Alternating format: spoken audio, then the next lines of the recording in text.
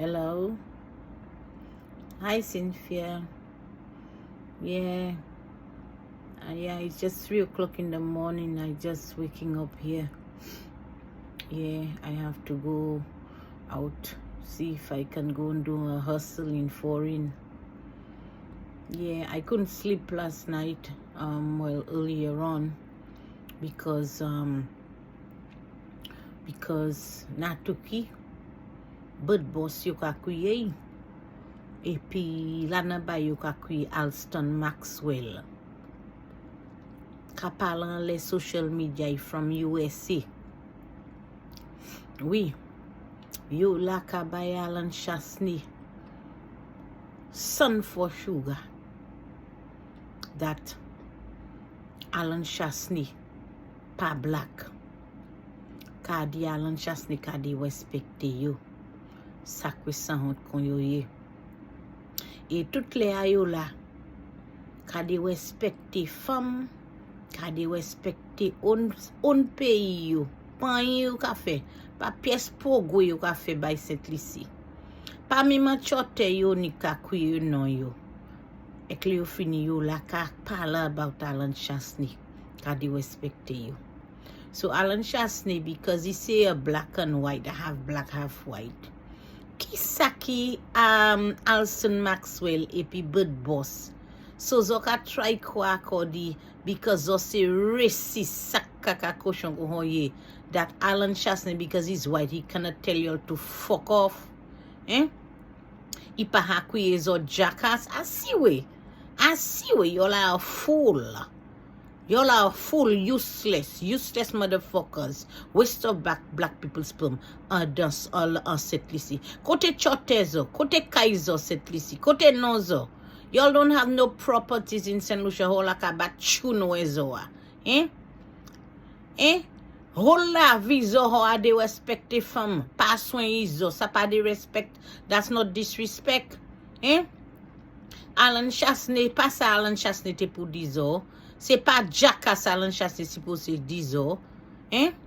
Alan Chasney te pour dizo just Alan Chasney te pour in fact Alan Chasney kay wanje bo dazo baizo. Oui. La unia contribution a said list unite unia buy wa invest in St. Lucia wana buy SLP poko bay zo an yon choose ko la ka anik vin dubut moun ko mwen Diana moun ko Diana Charles the Great when he found me mwen St. Lucie is where I'm trying to retire. Ma vle pièce broke ass motherfucker sala o pa nan yen si ma descend St. Lucie boudi ko han o kay pay un rental ban mo pay an kote ban pay un life insurance ban pay lawyer St. Jude ban mo o la ka bat chou nou ezo a. And at the end of the day, is under white people you're there begging for bread. Sans honte.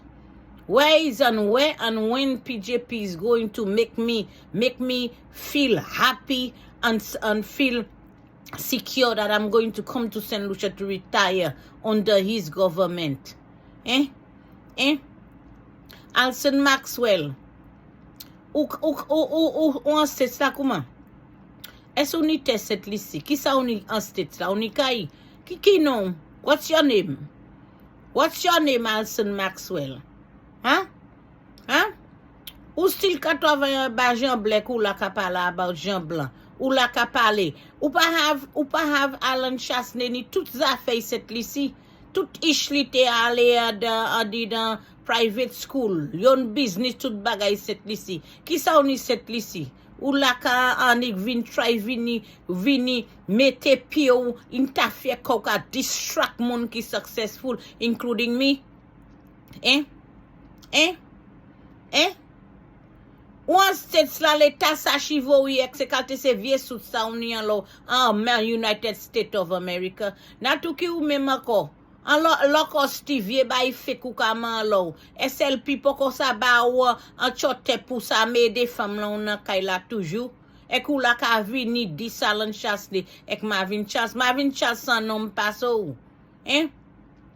You on social media bird boss and then all of a sudden All of a sudden it's on social media, white people that run in social media kou la ka beg pou an chop pen pou pay lawyer kayo.